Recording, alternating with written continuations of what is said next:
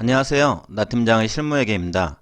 오늘은 3.1절 주주총회가 개최되는 3월 말까지 한 달이 채 남지 않았습니다.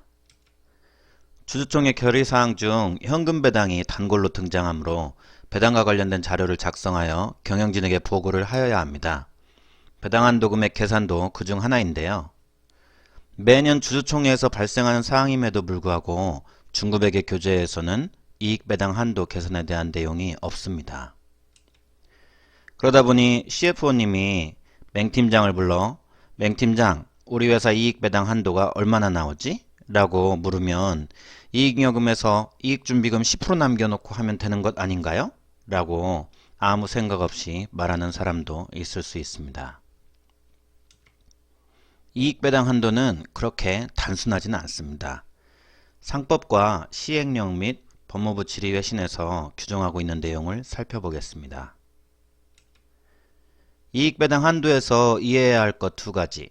첫 번째는 이익여금을 전액 배당하는 것이 아니라 자본 계정 중 음수인 항목을 차감한 잔액에 대해서만 배당을 허용한다는 개념입니다. 이익배당 한도는 상법 462조에서 규정하고 있는데 대차대주표의 자본총계에서 자본금, 자본잉여금, 이익준비금 등을 차감하여 구한다고 규정하고 있습니다. 즉 출발점이 이익잉여금 총액이 아니고 자본총계입니다. 출발점이 자본총계이면 주식 할인 발행 차금, 자기주식 처분 손실 등 음수인 계정들의 금액만큼 자본총계가 이미 줄어든 금액이 출발점이 됩니다. 이익잉여금이 있어도 자본의 음수만큼 차감한 후의 금액만을 배당할 수 있다는 의미입니다. 자본 충실의 원칙입니다. 이익 배당에서 이해할 것 두 번째는 미실현 이익은 비록 자본을 증가시켰으나 실현된 것이 아니므로 이익 배당 한도 계산 시 차감한다는 것입니다.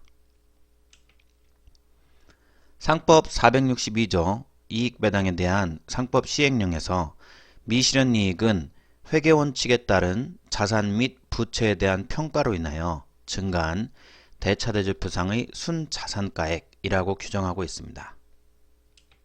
그런데 이렇게 정의만 알려줘서는 실무자들이 각자 판단을 해야 하는 문제가 발생합니다. 다행히 금감원 보도자료와 법무부 질의회신 등에서 사례들을 열거하고 있으므로 이를 활용하면 됩니다. 미실현 이익에는 지분법 평가이익, 유용자산 재평가이익, 유가증권 평가이익, 외화환산이익, 파생상품 평가이익 및 이연법인세 자산이 해당하므로 이들을 이익배당 한도 계산 시 차감해야 합니다.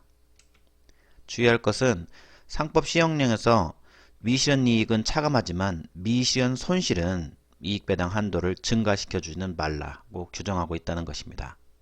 다만 파생상품 평가 손실은 상계해도 된다고 허용하고 있습니다.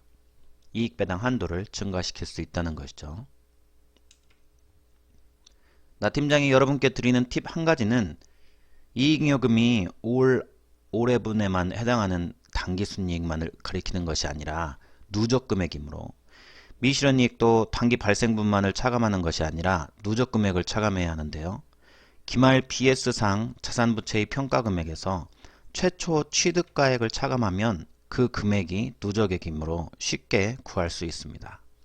또한 미실현이익은 손익항목, 즉 이익여금에 포함된 금액뿐만이 아니라 기타 포괄손익 누객에 포함된 금액도 차감합니다. 왜냐하면 상법 시행령의 미실현이익이란 회계원칙에 따라 회계처리를 한 결과 자산 및 부채의 평가로 인하여 증가한 순자산액이므로 순자산액이 이익여금인지 기타 자본 항목인지를 차별하지 않기 때문입니다. 또한 모든 순자산 증가는 법인세 효과가 있으므로 이를 차감한 후 세후 순자산 증가 금액을 미실현이익으로 해야 합니다. 이렇게 이익배당 한도를 구하고 나면 그 금액을 전액 배당할 수는 없고 배당액의 10%를 이익준비금으로 적립해야 하므로 오른쪽 사례에서 보듯이 한도금액 2150을 1.1로 나눈 금액만큼만 한도가 됩니다. 1.1로 나눈 1955를 배당하면 10%인 195를 이익준비금으로 적립해야 하기 때문입니다.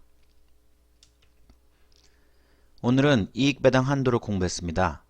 여러분들이 구독과 좋아요, 다른 분들에게 트윗해 주시면 제가 영상을 제작하는 데 큰 격려가 됩니다. 감사합니다.